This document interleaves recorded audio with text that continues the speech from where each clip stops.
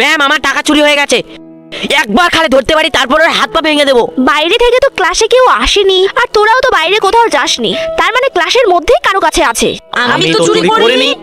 এক কাজ কর, তোরা সবাই চোখে রুমাল বেঁধে নে। मेरी राह मुझसे पूछे घर कहाँ। এই নে বয়রা তোর টাকা। কে চুরি করেছিল ম্যাম?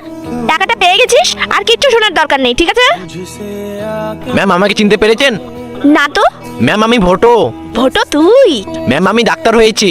ম্যাম আপনার মনে আছে 15 বছর আগে বাইরের ব্যাগ থেকে টাকা চুরি হয়ে গিয়েছিল?